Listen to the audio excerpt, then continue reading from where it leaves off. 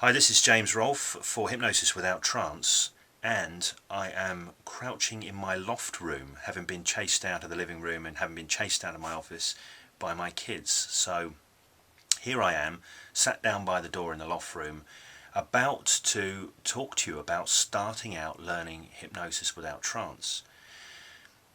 I've had the site up for about 10 hours now, maybe a little bit longer, and I'm extremely pleased with the interest that I've had. I've had a lot of people sign up. I've had a lot of people say nice things about the video, so thank you very much. And I've also started to get some questions already and started to get a sense of some of the things that are coming up in people's minds. One thing that I've had come in is that for some people this is not your first attempt at learning hypnosis, that you've had a go at that before and it hasn't quite worked out how you would like for it to have done. Which made me think that a good thing to start out with would just be one or two words about approaching learning hypnosis. I also know I've got some people who are very experienced hypnotists, and you already can do hypnosis. You already know so much, maybe even more than I do about it. I don't know. I hope that this video will be of use to you as well, because I'm going to talk about something which I think is a pretty major issue for a lot of hypnotists, and especially hypnotists who start out. Hypnotists have a tendency to put an awful lot of pressure on themselves to succeed with each and every subject that they work with. So classically, I know a lot of hypnotists who put a lot of pressure on themselves because they're worried about whether their subject will go into trance or not. Of course, we can put that all to one side because we're not dealing with trance. We're not interested in trance at the moment. We're doing hypnosis without trance. So whether or not they're in trance can disappear out. But we do want to get a result. We are going for a certain effect, because you know you're getting good hypnosis when you're getting the result that you want to get, the thing that you're aiming for, that modification in the subject's subjective reality. And there may be a tendency when you start out to think that if you don't get that to happen, you've failed.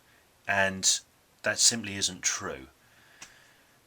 The only time you failed is if you didn't step up and do it in the first place. If you've stepped up, you've sat down with somebody or stood up with somebody, or however you want to do it, and started to do some hypnosis with them, then you have succeeded. Whether you get the result that you want straight off the bat isn't important. The initial success is stepping up and doing that. Please realise that. Please feel good in yourself. Give yourself a pat on the back. Be nice to yourself for having stepped up and done something. Because here's the truth. When you start out doing this, hypnosis is going to be a numbers game for you. You're going to get a lot of people that you just don't get the results you want with, and you're going to get some great results as well. Now, if you intend to proceed by hypnotising one person a week, then you don't have to get a lot of misses to be just wiping out all of your successes, if that makes sense. So if I do one person a week and I get one failure a week, then that's a pretty big deal, because I'm just getting a 100% failure rate. If I hypnotise 2 people a week and get one failure, well, I've got a 50% success rate all of a sudden. So that makes a real big difference. Now, if I'm hypnotising 10 people a week and getting 5 not working and 5 working out pretty nicely, I've still got 50%. But you know, you can forget about the stuff that hasn't worked out, other than to learn from it, and just take your successes and feel good about those. And it may or may not work out like that to begin with. I just got to say, I was talking to somebody the other day, a guy I know, a real nice guy who's a very good hypnotist, even though he's been doing it for only a short time. Now, this guy got real success with his first attempt at hypnosis. So he was out there doing stuff, and he got all kinds of things going on, including he succeeded in making himself invisible to the subject, which is a pretty big deal.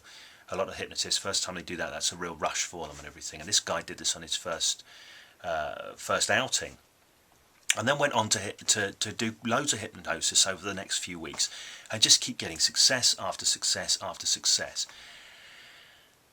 And then he missed. He had something not work out so well, and then the next subject didn't work out, so he had about 3-4 misses in a row, and that really kind of kicked his confidence out in a lot of ways. Now, that isn't the experience for most people. Most people experience it the other way around. But remember, whatever happens for you, if you succeed on your first attempt to get exactly what you want happening, you're going to feel good, and rightly so. Good for you. You know, you've succeeded, you've hit. But be aware, you will have failures. You will have things that don't work out, and that is a good thing. I want to be clear about that. That's a good thing. You need that. You need failures. There's an old saying that says, calm seas don't make good sailors. You've got to have failures. You've got to make mistakes. This is a massive thing. If you're an NLP person, you already know, right, that there's no failure, only feedback. When I first learned that, when I did my NLP practitioner training, I thought, oh, that's great, that's wonderful. And I still stayed clear of practicing, because if things didn't work out, I still got that bad feeling, you know. Intellectually, I knew there's no failure, only feedback, but inside I felt bad. I did some training with John Grinder, and for me, that put the light bulb on. I remember him saying, the most undervalued of human faculties is the ability to make mistakes. The ability to make mistakes. Because it's only when you're making mistakes that you move past your current patterning, your current limitations. It's only that you're reaching the boundaries. That mistake means you've reached the boundaries of what you were capable of before. You're pushing into new area. So I think that's worth bearing in mind. Mistakes are good, you know. If you can tap into that part of yourself that knows when you're making mistakes, you're really learning, because you can't learn without making mistakes, then you can learn how to feel good about that. So that's what I want to say, because to start with, you see, this is going to be a numbers game for you. You're going to go out, you're going to get hits, you're going to get misses.